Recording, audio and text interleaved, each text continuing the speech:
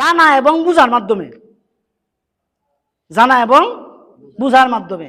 আন্ধাগুন্ধা কোনো কিছুই আল্লাহ তাআলা যেরকম সুন্দর, আল্লাহ তাআলা আমলও সুন্দর পছন্দ করেন। আল্লাহ তাআলা আমলও কি করেন? সুন্দর পছন্দ করেন। এই জন্য হুজুরে পাক সাল্লাল্লাহু আলাইহি সাল্লাম আল্লাহ সুবহানাহু ওয়া তাআলার পক্ষ থেকে ফয়সালা, আল্লাহ তাআলার পক্ষ থেকে ফয়সালা,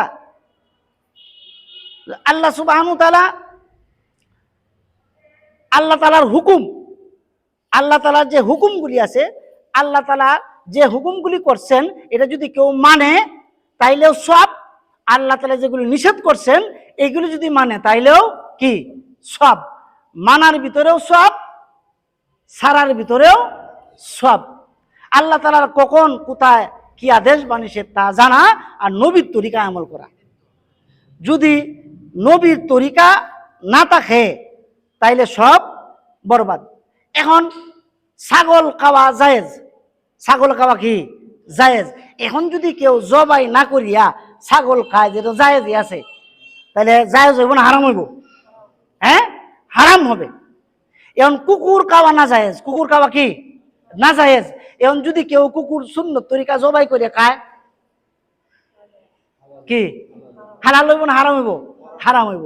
এই জন্য যে জায়গায় যা কিছু আছে সবকিছু মানতে হবে, সবকিছু কি করতে হবে? মানতে হবে। কার তরিকায়?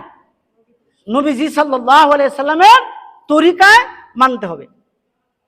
তো বলা হয়েছে এলেমের একটা অধ্যায় যদি কেউ শুনে, এলেমের একটা অধ্যায় যদি কেউ শুনে, তো 100 রাকাত নফল নামাজের চাইতে উত্তম। তখন সাহাবায়ে কেরাম আরজ করলেন, হে রাসূলুল্লাহ, যদি কেউ মানে, শুনলে সব, যদি কেউ মানে, আল্লাহ রাসূল বলছেন যে বিগাইরি হিসাব, বিগাইরি হিসাব। এই জন্য আমরা শরীয়তের যত বিধান আছে, কালেমা, নামাজ, রোজা, হজ, যাকাত, যা কিছু আছে সমস্ত কিছু জানিয়া এবং বুঝিয়া আমল করতে হইব, জানিয়া এবং বুঝিয়া আমল করতে হইব। যদি না জানিয়া না বুঝিয়া আমার ব্যক্তিগত মতে অথবা যে কোনো একজনের মতে করি তাহলে হবে? হবে না। এই জন্য প্রত্যেকটা কাজ আমরা যে করব উলামায়ে কেরামের সংস্রবে, উলামায়ে কেরামের পরামর্শে, উলামায়ে কেরামের দিক নির্দেশনা করব। তো উলামায়ে কেরামের দিক নির্দেশনা যদি আমরা অল্প আমলও করি, তো বলা হয়েছে যে জানিয়া যদি কোনো ব্যক্তি অল্প আমল করে, ওটা মিজানের পাল্লায় আল্লাহ তাআলা ভারী করে দিবেন।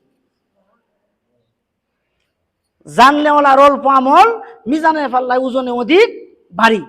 আর যদি ওইটার ভিতরে জ্ঞান না থাকে, আল্লাহ রাসূলের তরিকা না থাকে, আল্লাহ তাআলার হুকুম না থাকে, যদি বেশির থেকে বেশি আমলও ওই ব্যক্তি করে, তাইলে ওই আমলটা মিজানের পাল্লায় ওজনে পাতলা হবে।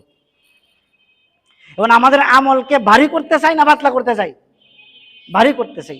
এই জন্য মেরে মহতারাম দোস্ত বুজুর্গ, যদি আমলকে ভারী করতে চাই, আমলকে আল্লাহর দরবারে কবুল করতে চাই, তাইলে মূল বিষয় হলো আমাদেরকে কেউ এখন মাদ্রাসায় ভর্তি করতো না।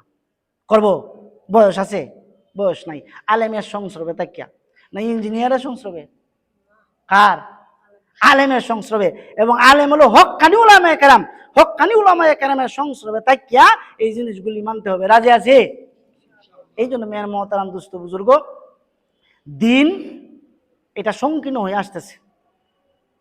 কি হয়ে আসতেছে? সংকীর্ণ হয়ে আসতেছে। আমার ভিতরেও সংকীর্ণ, সব জায়গায় সংকীর্ণ। কিসের কারণে? আজকে আমরা দিন থেকে গাফেল হয়ে গেছি, দুনিয়ামুখী হয়ে গেছি। দুনিয়ামুখী হওয়ার কারণে আজকে দিন আমাদের কাছ থেকে চলে যাচ্ছে। আর যারা দিনের ভিতরে আছে, ওই যে আগে বলছি না, ডাক্তার আর ইঞ্জিনিয়ারের সাথে থাকলে ওরা দিনের বদলে বদ্দিনই ঢুকাইব বেশি। আর উলামায়ে কেরামের সংস্রবে থাকলে কি করব? দুনিয়া বাদ দিয়া আখেরাত ঢুকাইয়া দিব। আখেরাত যদি আমার ভিতরে ঢুকে যায়, বলা হয়েছে যে দুনিয়া হইল নমুনা, আখেরাত হইল খাজানা। দুনিয়া করো টুকটাক, আখেরাত রাখো ঠিকঠাক। এখন আমরা দুনিয়া হইল ঠিকঠাক, আখেরাত হইল কি টুকটাক। দুনিয়া হইল ঠিকঠাক, আখেরাত টুকটাক। হ্যাঁ, দুনিয়াও ঠিকঠাক থাকবে, যতটুক আমার প্রয়োজন অতটুক দুনিয়া করিয়া বাকি আখেরাতের জন্য, আখেরাতের সামান তো বলা হচ্ছে দুনিয়াতে ওই ব্যক্তি বুদ্ধিমান, ওই ব্যক্তি চালাক, ওই ব্যক্তি জ্ঞানী যে ব্যক্তি দুনিয়াতে তাকে আখিরাতের সামানকে কি করলো, তৈয়ার করলো। তো আখিরাতের সামান তৈয়ার করতে রাজি আছি আমরা।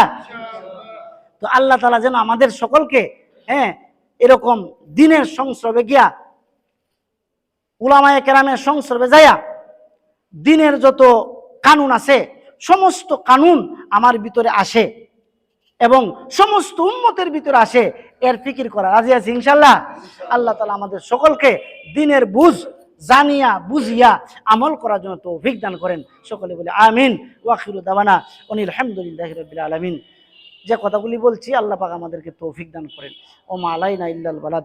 আসসালামু আলাইকুম রাহমাতুল্লাহি ওয়া বারাকাতুহু।